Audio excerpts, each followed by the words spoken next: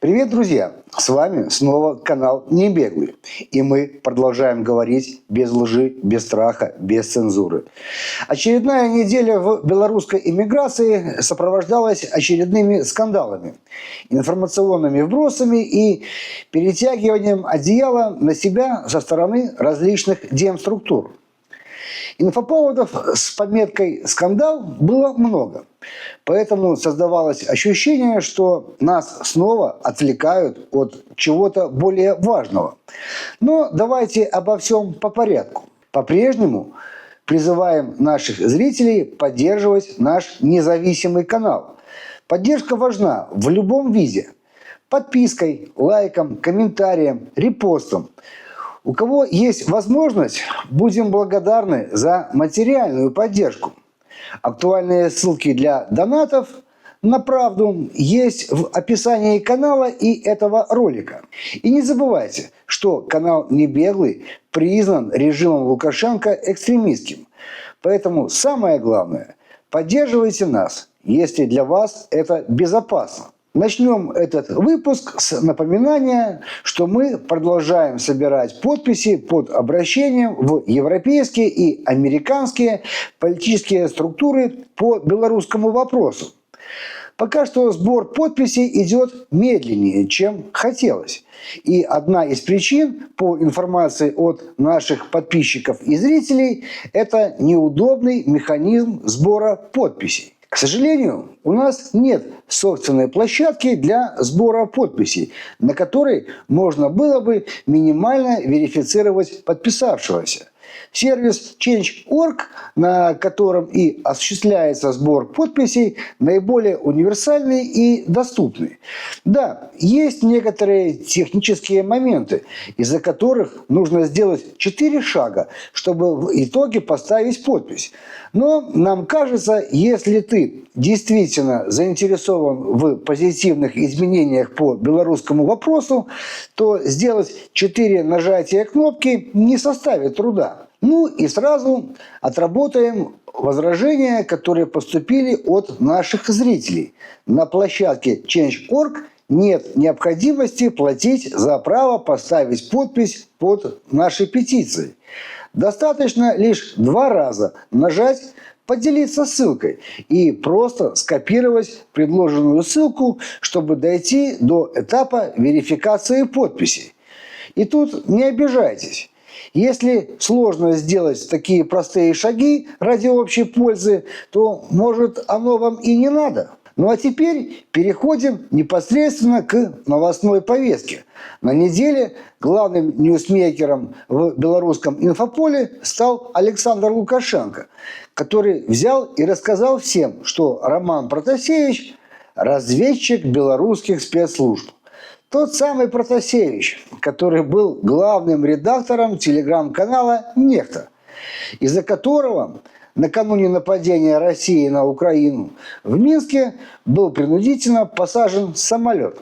Сразу же появилось много высказываний в стиле «А мы еще в 2020-м говорили, что Протасевич агент». То, что агентура КГБ работает и продолжает работать в белорусской эмиграции, это действительность, в которой мы с вами живем. Некоторым представителям этой эмиграции спецслужбы даже командировочные оплачивали и подвозили до самой границы. И ничего, сейчас этот человек и его команда спокойно разъезжают по Европе и не только, представляя наши с вами интересы. Кстати, с молчаливого согласия этих самых белорусов. В информационном вбросе по поводу Протасевича слишком много нестыковок, чтобы быть правдой. Да, и надо учитывать, кто сделал этот инфовброс. Или белорусы вдруг начали массово верить в то, что говорит Лукашенко? Пока что можно лишь предполагать, почему это было сделано именно сейчас. Одна из версий – это попытка попробовать полностью снять санкции с Белавия.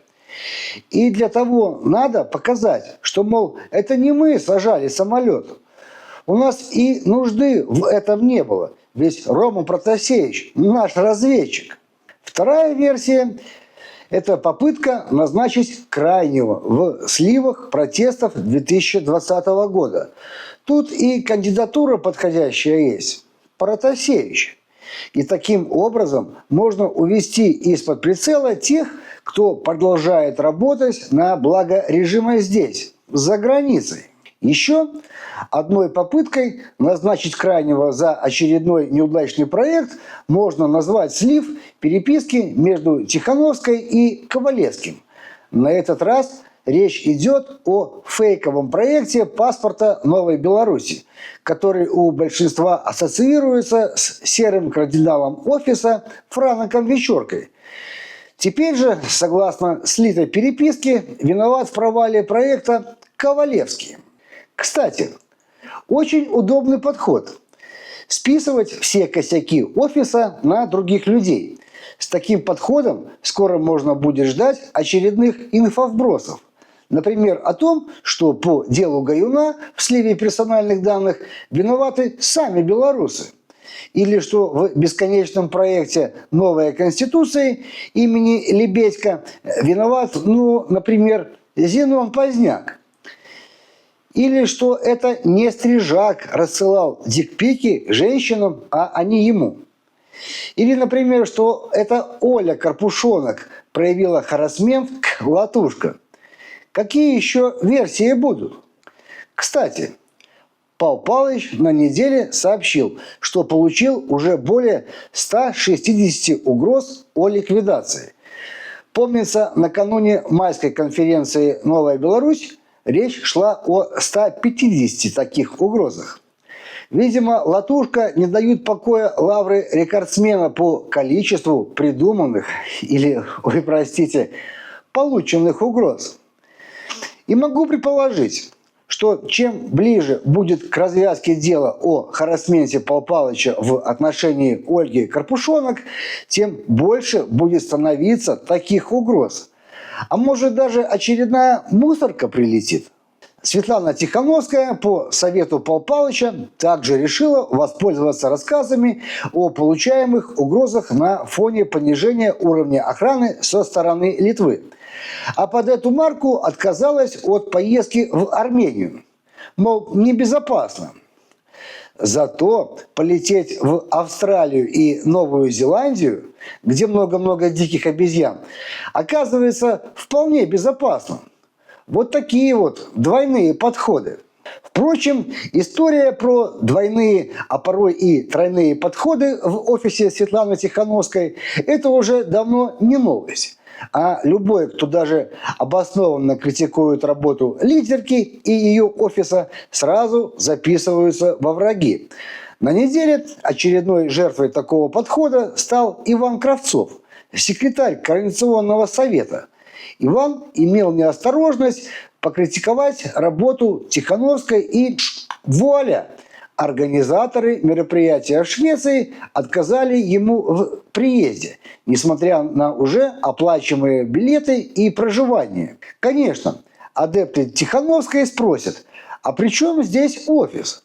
Тут даже комментировать не будем, потому что адептам сложно что-то доказать, даже когда факты налицо. В этой ситуации в очередной раз вызывают вопрос реакция Координационного совета, органа, который на бумаге представляет интересы белорусов с разными политическими взглядами и который должен в первых рядах стоять на страже свободы слова и мнений. И что делает КС?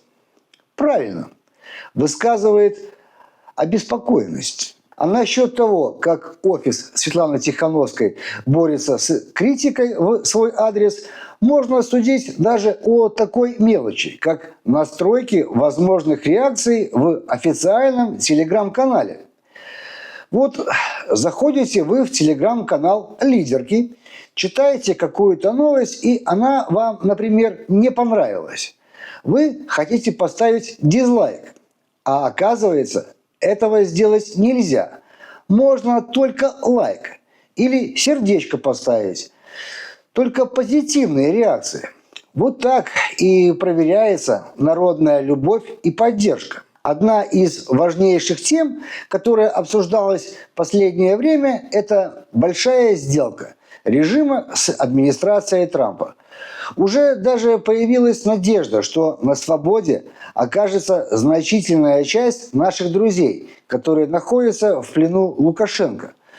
Но последние события все больше указывают на то, что большая сделка срывается. Сначала Литва заявила о закрытии границы с Беларусью, затем Польша сначала анонсировала открытие погранпереходов, а затем отменила это решение в знак солидарности с Литвой.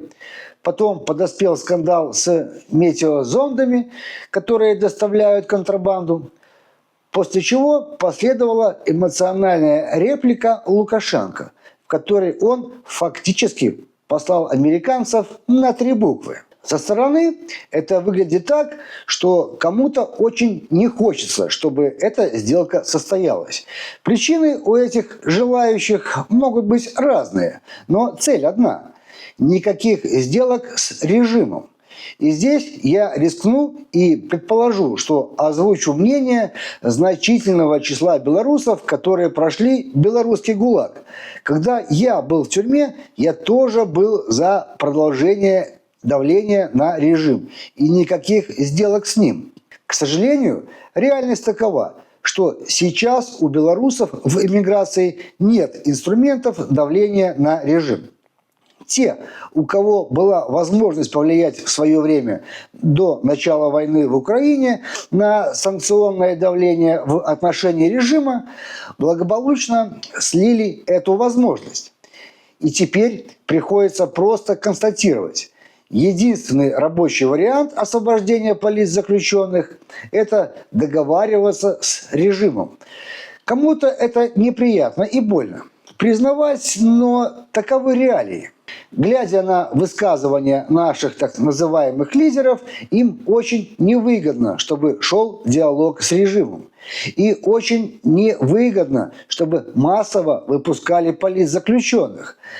Потому что это единственный актив, который они до сих пор более-менее удачно продают Западу. И с потерей этого актива станет очень сложно получать грантовые деньги. А там, не дай бог, еще и работать придется.